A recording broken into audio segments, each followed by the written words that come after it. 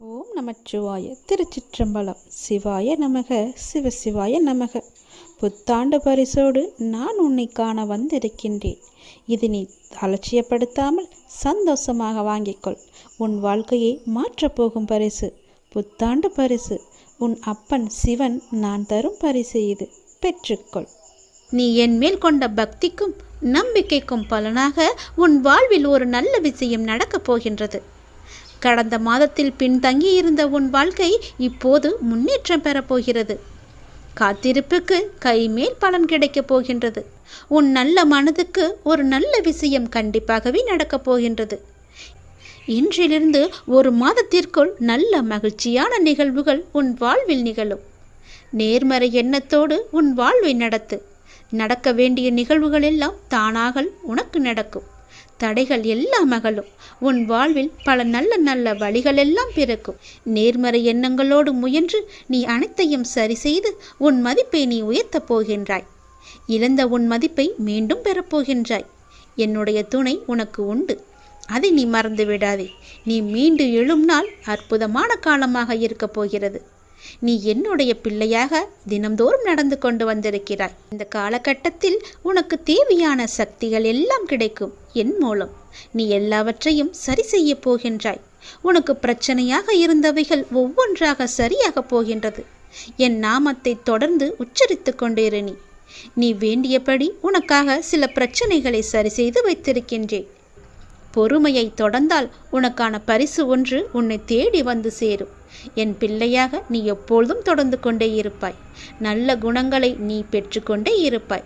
நல்ல குணங்கள் உன்னை நன்றாகவே வாழ வைக்கப் போகிறது.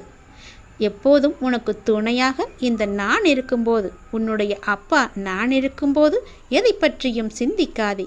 எப்பொழுதும் என்னுடைய நாமத்தை மட்டும் நீ சொல்லிக் கொண்டே இரு. என்னுடைய நாமத்திற்கு அதீத சக்தி இருக்கு என்பதை நீ அப்போதுதான் உணர்வாய். நீ எப்போது என் காலடி எடுத்து என் ஆலயத்தில் வைத்தாயோ அந்த நொடி முதலே உனக்கானது எல்லாவற்றையும் செய்ய நான் தொடங்கிவிட்டேன். இனி கவலை என்பது உனக்கு இருக்கவே இருக்காது. எல்லாமே நல்லதாகவே நடக்கும். இறைவன் சில நேரம் உன்னை தனிமைப்படுத்துவதற்கு காரணம் நீ உன்னையும் உன்னை சுற்றியுள்ள துரோகிகளையும் நீ அடையாளம் காணத்தான் என்பதை புரிந்து கொள். இது உனக்கான நேரம். நீ வாழ்வில் முன்னேற வேண்டிய நேரம். உன் தடைகள் எல்லாம் தடைப்பட்டு உனக்கு வெற்றி மட்டுமே கிடைக்கப் போகின்ற நேரம். இது உனக்காக எழுதி வைத்த நேரம். நிச்சயமாக உனக்கு என்னுடைய பரிசு கண்டிப்பாகவே கிடைக்கும். அந்த பரிசை பெற்றுக்கொண்டு உன் வாழ்வை நீ செம்மையாக பயன்படுத்தி வா. அது உன் வாழ்க்கையில் பெரிய ஒரு மாற்றத்தை கொண்டு வரும். என் நாமத்தை உடனே சொல்லிவிடு. ஏதாவது ரூபத்தில் நானே உனக்கு வந்து உதவப் போகின்றேன். உன் தேவைகளை நிறைவேற்றப் போகிறேன். அனைத்தையும் நானே நடத்துகின்றேன் என்று திடமாக நீ நம்பு. எனக்கு நானாகவே செய்கிறேன் என்ற எண்ணத்தை நீ வரவிடாதே. நான் உனக்கு துணையாக இருப்பேன். நீ நடக்கும் பாதையில் முட்கள் இருந்தால் அதை நானே உனக்கு முன்பாகவே சென்று களைத்து விடுகின்றேன். நான் உன்னுடைய வந்து கொண்டிருக்கின்றேன். உன் பின்னால் நான் வந்து கொண்டே இருக்கிறேன். உனக்கு முன்னால் சென்று உன் கால்களை குத்தும் முட்களை நானே எடுத்து விடுகின்றேன். கவலையே படாதே. உனக்கு உதவ ஏதாவது ஒரு ரூபத்தில் உன் அருகில் நான் இருப்பேன். நீ எதற்கும் பயப்படக்கூடாது. உன்னுடைய தேவைகள் எது என்று நீ கருதுகின்றாயோ அதை எல்லாவற்றையுமே நானே நிறைவேற்றி தருகிறேன். நீ செய்ய வேண்டியது எல்லாம் நீ நல்லதையே நினைப்பது மட்டுமே. நல்லதை மட்டுமே செய்ய வேண்டியது. உனக்கு தீமை வந்தாலும் நீ செய்த நன்மை நிச்சயம் உன்னை காப்பாற்றும். அதனால் எப்பொழுதெல்லாம் உனக்கு நேரம் கிடைக்கின்றதோ அப்போதெல்லாம் உன்னால் முடிந்த உதவிகளை, சிறு சிறு உதவிகளை மற்றவர்களுக்கு செய்து வா. அவர்களால் முடியாது இயலாதவர்களாக பார்த்து நீ உதவி செய்.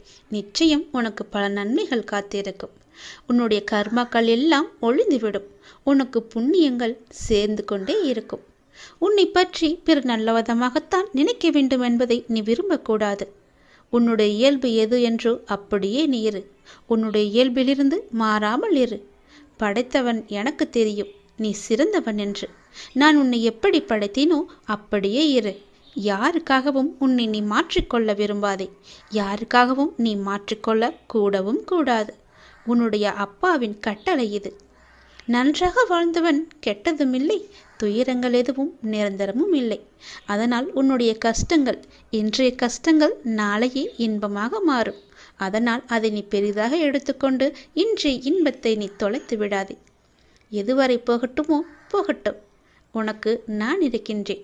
மனம் தளராதே, அனைத்துமே ஒரு நாள் முடிவுக்கு வந்து சேரும். பிரச்சனை என்று இருந்தால் அதற்கு ஒரு தீர்வு என்று இருக்கும் அல்லவா?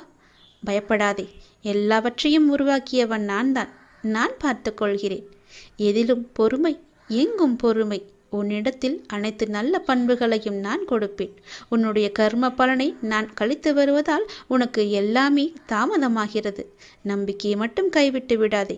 என்னை நம்பு. யார் விட்டாலும் நான் உன்னை கைவிடவே மாட்டேன். உன்னுடைய எண்ணங்களும் உணர்வுகளும் சிந்தனைகளும் செயல்களும் நம்மை சுற்றி இருக்கும் மனிதர்களுக்கு நல்லது மட்டுமே நினைக்கும், நல்லது மட்டுமே செய்யும் எனில் நீ என்னை தேட வேண்டிய அவசியமே இல்லை. நீ நல்லது செய்வாய் என்றால் நான் உன்னை தேடி நானே வருகிறேன். நீ என்னை தேட வேண்டிய அவசியமே இல்லை. அதனால் எப்போதும் உனக்குள்ளேயும் உன்னிடமும் நல்லது செய்ய வேண்டும் என்ற எண்ணம் உனக்குள்ளே எப்பொழுதும் இருந்து கொண்டே இருக்க வேண்டும். மனதில் தேவையற்ற எண்ணங்களுக்கு எப்பொழுதும் நீ இடம் கொடுக்காதே. உன் எண்ணங்களை என்னிடம் செலுத்திவிட்டு உன் கடமைகளை மட்டும் நீ செய். உன் செயல்களுக்கு நானே பொறுப்பெடுத்துக் கொள்கின்றேன். உன்னுடைய பல பிரச்சனைகளுக்கு உடனடி தீர்வு வேண்டும் என்று என்னிடம் கேட்கின்றாய். அதற்கு நான் ஒரு வழி சொல்லவா? நான் சொல்வதை நீ ஏற்றுக்கொள்வாய் என்று நம்புகிறேன். அதற்கு உடனடி தீர்வு என்றால் மறதிதான். நல்லதோ கெட்டதோ எதுவாக இருந்தாலும் நடந்து முடிந்து விட்டது. அதை அனுபவித்து தீர்த்த பின் அதை நாம் மறந்து விட வேண்டும். எதுவும் நடக்காதது போல இருந்து கொண்டு புதிய ஒன்றை நாம் தேட வேண்டும். அந்த புதிய ஒன்று நம்முடைய ஆனந்தத்திற்கு நம்மை அழைத்து செல்வதாக இருக்க வேண்டியது அவசியம். அதை நீ மறந்துவிடக்கூடாது. நடந்து முடிந்ததை நினைத்து நீ வருத்தப்படவும் கூடாது. நம்மை விட்டு போய்விட்டதே என்று கவலைப்படவும் கூடாது. நிறைய விஷயங்களில் மறதி இல்லாததால் தான் நிம்மதி என்ற உணர்வு நம்மிடம் இல்லாமலே போகின்றது. எதிர்பார்ப்பு என்ற ஒன்று தோன்றி நிம்மதியை குலைக்கின்றது. ஏமாற்றம் என்ற பாதிப்பு நிலை நம்மை திசை திருப்பி நிம்மதி என்ற உணர்வை பறித்து கொள்கின்றது. கோபம், பழிவாங்கும் எண்ணம் போன்றவற்றை அது தானாகவே தூண்டிவிடும். இவற்றையெல்லாம் தவிர்க்க வேண்டுமானால் நான் சொல்வது ஒன்றே ஒன்றுதான். நேற்றைய சூழலை இன்றைக்கு நீ மறந்துவிடு. யதார்த்தத்தில் மட்டுமே வாழ பழகு. அந்த நேரத்தில் மனக்கட்டுப்பாட்டை பிரயோகிக்க நீ கற்க வேண்டும். விஷய பாதிப்புகளை நினைத்து கொண்டிருக்காமல் மனதை கட்டுப்பாட்டுக்குள் வைத்து கொள்ள வேண்டும். நமக்கு பிடிக்காத ஒன்று நடந்தால் உடனே எதிர்ப்பை வெளிக்காட்டும் நிலையை மாற்றிக்கொள்ள வேண்டும். அமைதியாக இரு. அது நமக்கானது அல்ல. நம்மை பற்றி அவர்கள் பேசவில்லை, நம்மை விட்டு அது போகவில்லை என்ற எண்ணத்தில் நீ வந்துவிடு. பழிவாங்குதல் போன்றவற்றை செய்வதை நீ தவிர்க்க வேண்டும். விமர்சனம் செய்வதை விட்டுவிட வேண்டும். இப்படி பல விட வேண்டியவற்றை விட்டால் மட்டுமே உனக்கு வேண்டியது எல்லாம் வரும். வர வேண்டியது என்று காத்திருந்தது எல்லாம் உனக்கு கைக்கு வந்து கிடைக்கும். நமது இந்த செயல்களால் என்ன நன்மை கிடைத்துவிடும் என யோசித்தால் நாம் பிறரை பாதிப்புக்கு ஆளாக்க மாட்டோம். நாமும் பாதிக்கப்பட மாட்டோம். இல்லாவிட்டால் விஷய பாதிப்புகள் நம் மனதை கொந்தளிக்க செய்து ஆனந்தம் என்ற உணர்வை அடியோடு சாய்த்துவிடும். மூன்றாவதாக மனதை வேறு வழிகளில் செலுத்த வேண்டும். நடந்து முடித்ததையே நாம் நினைத்து கொண்டிருந்தால் நிம்மதி நம்மிடம் எப்போதுமே இருக்காது. நமக்கு கிடைக்கவும் கிடைக்காது. அது ஒரு எட்டா கனியாகவே எப்போதும் இருக்கும். மனதில் நமக்கு தெளிவும் பிறக்காது. எனவே நமது மனதை விஷயத்திலிருந்து அந்த விஷயத்திலிருந்து மாற்றிக்கொள்ள வேண்டும் என்றால் நம் மனதை நாம் மாற்றிக்கொள்ள வேண்டும். அதை நாம் மறந்தே விட வேண்டும். என்றாவது ஒரு நாள் போனால் போகட்டும் என நினைக்கத்தான் போகின்றோம். அதை இப்போதே நினைத்து பாருங்களேன். அது நடந்து வெகு காலத்திற்கு பிறகு நினைக்காமல் உடனே நினைத்தால் விளைவு நன்றாக இருக்கும் அல்லவா? வாழ்நாளில் அனுபவங்களை நாள்தோறும் அனுபவித்துக் கொண்டே வருகின்றோம். அதை நினைவில் வைத்திருந்தால் நல்லது நடக்குமா? அதை அப்படியே விட்டுவிட வேண்டும். இதற்கு நம் மனதை மாற்றுவதே ஒரு சிறந்த வழி, மகத்தான வழி. நான் சொன்ன வழி உனக்கு நன்மையாக இருக்கும் என்று நம்புகிறேன். அதை நிச்சயம் கேட்டு அதன்படி நடப்பாய் என்று நம்புகிறேன். அதன்படி நடந்தால் நிச்சயம் உன் வாழ்வில் பல நிம்மதிகள் உன்னை வந்து சேரும். சந்தோஷங்களும் தானாகவே வரும். நிம்மதிக்கான வழியை நான் காமித்து விட்டேன். அந்த வழியில் போவதும் போவாமல் இருப்பதும் உன்னுடைய கையில் தான் இருக்கிறது. உன்னுடைய மனதில் தான் இருக்கிறது. எப்படி போக வேண்டுமோ போய்க்கொள். நான் சொல்வதை உன்னிடம் சொல்லிவிட்டேன். பிறகு உன் இஷ்டம்தான். உன்னுடைய வாழ்க்கையின் அடுத்த கட்டம் ஆரம்பமாகிவிட்டது. இது மகிழ்ச்சியாக உனக்கு பிடித்த மாதிரி நான் தருகிறேன். நீ எதை வேண்டி என்னிடம் வந்தாயோ அது வரும் அமாவாசைக்குள் உன்னை வந்து சேரும். நீ மகிழ்ச்சியாகவே இருப்பாய். இது சத்தியம். இது என்னுடைய சத்திய வாக்கு. கர்மங்களை எல்லாம் குறைத்து கொள்ள ஒரு எளிய வழி சொல்கிறேன். அதை நீ தைரியமாக அனுப்புவது மட்டுமே. நீங்கள் எப்போதும் என்னை நினைத்து என் மேல் நம்பிக்கை கொண்டிருந்தால் அதை அனுபவிக்கும் சக்தியை நான் கொடுக்கின்றேன். அது துன்பம் என்ற எண்ணம் உன்னில் ஏற்படாமல் நான் பார்த்துக் கொள்கின்றேன். உனக்கு நல்லது நடக்கும்படி நான் அதை செய்கின்றேன். நீ முதலில் பொறாமை என்கின்ற வேண்டாத குணத்தை பொறுத்தவரை நமக்கு எந்த லாபமோ நஷ்டமோ கிடையாது என்பதை நீ அறிந்து கொள்ள வேண்டும். பொறாமை என்பது இன்னொருவருக்கு கிட்டியிருக்கும் லாபமோ அல்லது வளம் கண்டு நமக்கு தாழாமல் ஏற்படும் எண்ணம்தான். வேறு ஒருவருக்கு ஒரு அதிர்ஷ்டமோ செல்வாக்கோ கிட்டிவிட்டால் நம்மால் அதை சகித்துக் கொள்ள முடியாமல் அவதூறாக பேசுகின்றோம். அவருக்கு நஷ்டம் ஏற்பட்டுவிட்டால் மகிழ்ச்சியும் அடைகின்றோம். இது நல்லதா? அந்த மனிதனின் வளம் பெற்றால் நமக்கு என்ன நஷ்டம் ஏற்பட்டுவிடப் போகிறது? ஆனால் ஜனங்கள் இப்படி சிந்திப்பதில்லையே. அவனுக்கு நலம் கிட்டினால் நாமும் மகிழ்வோம். நமக்கும் நலம் கிட்டியது, நாமும் பாக்கியசாலிகள் என எண்ணுவோமே. அதே நலம் நாமும் பெறுவோம். பெறுவதற்கு முயற்சி செய்து கொண்டே இருப்போம். அதுவே நமது விருப்பமும் தீர்மானமாக இருக்கும் வரை அந்த லட்சியத்தை எளிதாகவே அடைந்து விடலாம். நம்மிடமிருந்து அவன் எதையும் எடுத்து செல்லவில்லையே, ஒன்றும் கிடையாதே. அவனுடைய கர்மாவின் பலனாக அவன் வளம் பெற்றான். அப்படி இருக்க அதை கண்டு நாம் ஏன் பொறாமைப்பட வேண்டும்? ஆகவே முதலில் பொறாமையை வென்று விட வேண்டும். அதை தூக்கி எறிந்து விடு. உனக்கு நெய்ய வேண்டியதை நான் செய்கிறேன். உன் வாழ்வின் அடுத்த கட்டம் இந்த நொடி முதல் ஆரம்பமாகிவிட்டது. அமாவாசைக்கு பிறகு உனக்கு எல்லாமே நல்லதாகவே நடக்கும். உனக்கு இப்போது நன்றாக புரிந்திருக்கும். இதுவரை கடினமாக இருந்த முதல் பாகம் இப்போது மகிழ்ச்சியான இரண்டாம் பாகமாக மாறுவதற்கான அறிகுறிகளை நீ உணர்ந்திருப்பாய். அப்படி நீ உணரவில்லை என்றால் நீ வரும் நாட்களில் கண்டிப்பாகவே உணர்வாய்.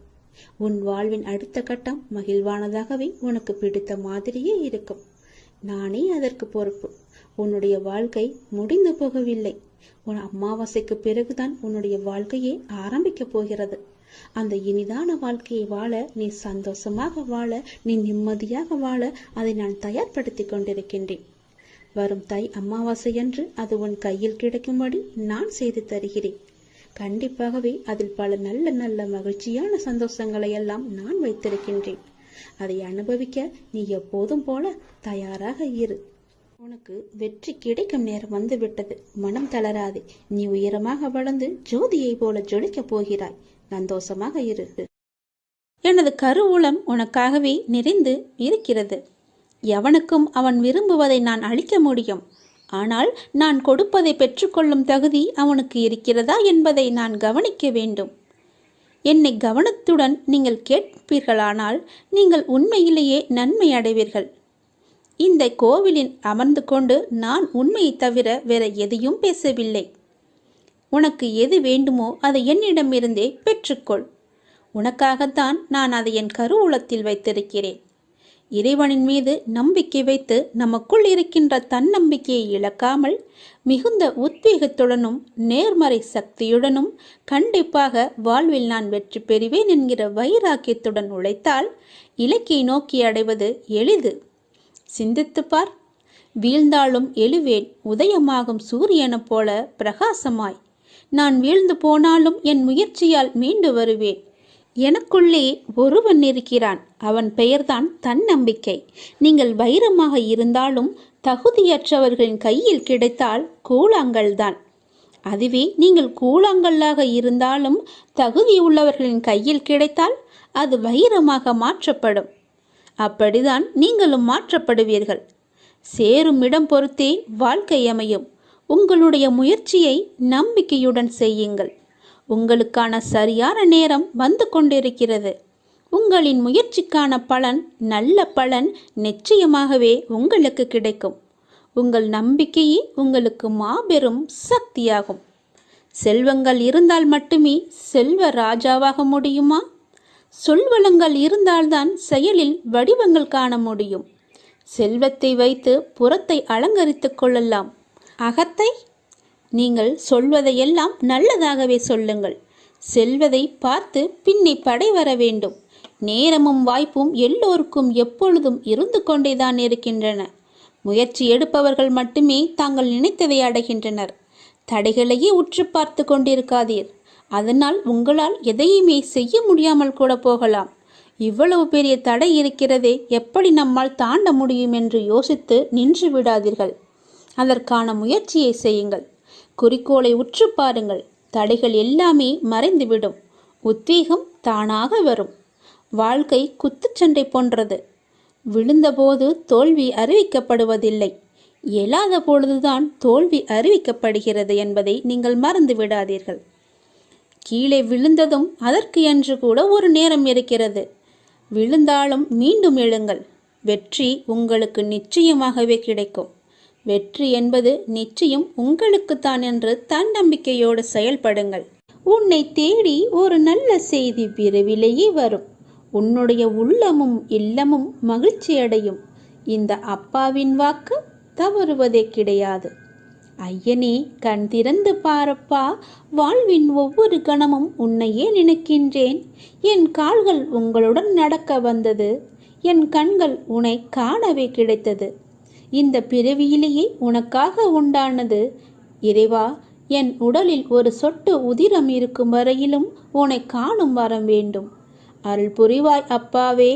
ஆபத் பாந்தவனே, இன்பம் தருபவனே, ஈகை அளிப்பவனே, ஓல்வினையை அளிப்பவனே, நீங்களே எங்களை பார்த்து கொள்ளுங்கள் அப்பா என்று அவரிடம் நீங்கள் சரணடைந்து விடுங்கள். நான் ஒவ்வொரு மனிதனிடமும் பேசிக்கொண்டிருக்கிறேன். அவர்கள்தான் என்னை அறிந்து கொள்ள முடியாமல் தவித்து கொண்டிருக்கின்றனர். எப்பொழுதுமே பேசிக்கொண்டேதான் இருப்பேன். நான் யாரிடம் பேசினேன் என்பது அல்ல கேள்வி. யார் யாரெல்லாம் நான் பேசியதை கவனித்தார்கள் என்பதுதான் என்னுடைய கேள்வி. நீங்கள் என் பேச்சை கவனித்தீர்களா? இல்லை, இந்த காதில் வாங்கி அந்த காதில் விட்டீர்களா என்று நீங்களே கொஞ்சம் யோசித்து பாருங்கள். என் பேச்சை கேட்டிருந்தால் இப்படி இன்று இது ஆகியிருக்காது. உங்களோடு தொடர்பு கொள்ள இந்த பரந்த அண்டம், இந்த பிரபஞ்சம் முழுவதுமே நான் இயங்கிக் கொண்டிருக்கிறேன். ஆகவே இனிமேலாவது நான் பேசுவதை கவனமாக கேளுங்கள். போகிற போக்கில் நீங்கள் போக வேண்டாம். வாழ்க்கையில் கவலைகள் நிரம்பி துவண்டுவிடும் தருணத்தில் உன்னுடன் யாரும் இல்லையே என நினைத்து நீ கலங்காதே. யார் இல்லாவிட்டாலும் என்ன, உன்னை படைத்த உன் சிவன் சாய்ராம் உன்னுடன் இருக்கிறான் என்பதை நினைத்து நீ மகிழ்ச்சி கொள். பிச்சை எடுக்கும் நிலை வந்தாலும் சிவனையும் சாய்ராம் என நினை. நீ எப்போது வேண்டுமானாலும் வாழ்வில் நிச்சயமாகவே உயரலாம். நல்லதையே நினைத்துப்பார், நல்லதையே செய்து பார். உங்கள் வாழ்க்கையில் நல்ல திசையை நோக்கி செல்லவில்லை, நல்ல திசை என் கண்களுக்கு புலப்படவில்லை என்றால் நீங்கள் செய்ய வேண்டியது ஒன்றுதான். உங்கள் இரு கண்களையும் இறுக்கமாக மூடிக்கொண்டு அப்பாவின் பெயரை சொல்லுங்கள். நீங்கள் என் கையை பிடிக்கும்போது எதுவுமே தவறாக நடக்காது. கண்களை மூடி எனக்கு முன்னால் அமர்ந்து என்னுடைய நாமத்தை சொல்லிக்கொண்டே வாருங்கள். உங்களுக்கு துணையாக நான் உன் கையை பிடித்து அழைத்து கொண்டு போவது உங்களுக்கு தெரியும். நீ எதை நோக்கி நீ பயணப்பட வேண்டும் என்று நினைக்கிறாயோ அதை நோக்கி நானே என் கையை பிடித்து அழைத்து கொண்டு செல்வேன். நீ கவலைப்படாமல் இரு. இனிமேல் உனக்கு எல்லாமே ஏற்றமாகத்தான் இருக்கப் போகிறது. நான் உன் கையை இறுக்கமாகவே பிடித்து கொள்கிறேன். நீ என்னை விட்டு விடாதே. நீயும் என்னை இறுக்க பிடித்துக்கொள். உனக்கு துணை நான் தான். யாரையும் அலட்சியப்படுத்தும் மனப்பான்மை கூடாது உனக்கு. அனைவரிடமும் கண்ணியத்துடன் நடக்க வேண்டும். மனதில் எழும் ஆசைகளை சீர்படுத்தி கொள்ள வேண்டும். தேவைகளை அதிகப்படுத்தி கொள்ளக்கூடாது. குடும்ப கடமையை சரிவர நிறைவேற்றாமல் பெருமைக்காக சமூக சேவையில் ஈடுபடுதல் கூடாது. போட்டி மனப்பான்மை இருக்கும் வரையில் யாருக்கும் மன நிறைவும் மகிழ்ச்சியும் உண்டாகாது. கடவுளை நினைத்து செய்யும் எந்த செயலுக்கும் பயன் அதிகம் உண்டு. அறியாமல் செய்தாலும் அதற்கு பலன் அளிக்கிறார் என்பதை நீங்கள் உணர்ந்து கொள்ளுங்கள். உனது இரக்க குணம் பிறருக்கு உதவ வேண்டும் என்கின்ற உன்னதமான உன்னுடைய மனம் இந்த நிலையிலும் பிறர் கஷ்டப்படுவதை காண சகிக்க முடியாமல் நீ ஓடிச் சென்று உதவுகின்ற மனம். இருக்கும் இடத்திற்கு உண்மையாக விசுவாசத்துடன் நடந்து கொள்ள வேண்டும் என்ற நேர்மை, நீதியை நேர்மையை பின்பற்ற வேண்டும் என்று நினைத்து அதன்படி நீ நடந்து வந்து கொண்டிருக்கிறாய். அப்படியெல்லாம் நடந்து வந்ததால் தான் எனக்கு இப்படி ஒரு நிலைமை வந்துவிட்டதா என்று கூட நீ யோசிக்கிறாய். ஏன் அப்படி நீ யோசிக்கிறாய்? கெட்டவர்களும் கெடுமதி உள்ளவர்களும் நன்றாக இருக்கும்போது நல்லவனான எனக்கு மட்டும் ஏன் இவ்வளவு கஷ்டங்களை தருகிறாய் என்று என்னிடம் கேட்கிறாய். கஷ்டத்தை மட்டும் ஏன் நீ எங்களுக்கு பரிசாக தர வேண்டும் என்று நினைக்கிறாய்? உன்னை போன்ற நல்லவர்கள் இப்படிதான் புலம்பிக் கொண்டு இருக்கின்றனர். நல்லவர்கள் என்றுமே தோற்பது இல்லை. உனக்கு கஷ்டத்தை ஏற்படுத்தியவர்கள் இப்போது நன்றாக இருப்பது போல தோன்றும். இது இன்றோ நேற்றோ தொடங்கி நடந்து வருகின்ற விஷயம் அல்ல. காலம் காலமாக நல்லவர்கள் புலம்புவது ஒரு தொடர்கதையாகவே போய்விட்டது.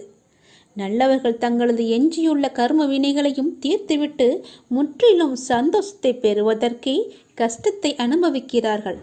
நான் உன்னிடம் பிரதட்சியமாகவே விளங்க இந்த தற்காலிகமாக நடக்கும் கஷ்டம். ஏனெனில் நான் நல்லவர்கள் மனதில் மட்டுமே என்னால் வாழ முடியும். கெட்டவர்கள் மனதில் என்னால் ஒரு நொடி கூட இருக்க முடியாது. இப்படி உன்னை கஷ்டப்படுத்தி நான் வாழ்வதால் என்ன பலன் என்று நினைக்கலாம்? நான் உன்னை பக்குவப்படுத்தி பெருமைப்படுத்துவதற்கு இதை உனக்கு வரப்பிரதாசமாக கொடுக்கிறேன். குந்தி தேவி, கிருஷ்ணா நன்மைகளை பிறருக்கு கொடு, உன்னை எப்போதும் நினைத்து கொண்டிருக்க துன்பம் ஒன்றையே எனக்கு கொடு என்று வேண்டினாள். அப்படி கேட்ட குந்தி தேவி கெட்டு போனாளா? அவளது பிள்ளைகளால் தர்மம் தலைக்கவில்லையா? எந்த சூழலிலும் மக்கள் மதிக்கின்ற தாய் என்ற சிறப்பு அவளுக்கு கிடைக்கவில்லையா? அதே போலதான் உன்னுடைய தகுதிக்கும் தாங்கும் சக்திக்கும் ஏற்பத்தான் கஷ்டத்தை நான் தருகிறேன். இதை உன்னால் சமாளிக்க முடியும். சோர்வு எதற்கு? அது உன்னை பலவீனப்படுத்தி சிந்தனையை முடக்கும், செயலை குறைக்கும், மந்த புத்தியை உண்டாக்கும். இதற்காக நான் உனக்கு கஷ்டத்தை கொடுத்தேன்.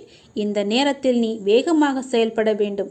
உனக்கு ஏற்பட்ட துயரங்கள் எல்லாமே முடிந்துவிட்டு இனி நல்லதே நடக்கும். நமச்சிவாய. திருச்சிற்றம்பலம். சிவாய நமக. சிவசிவாய நமக.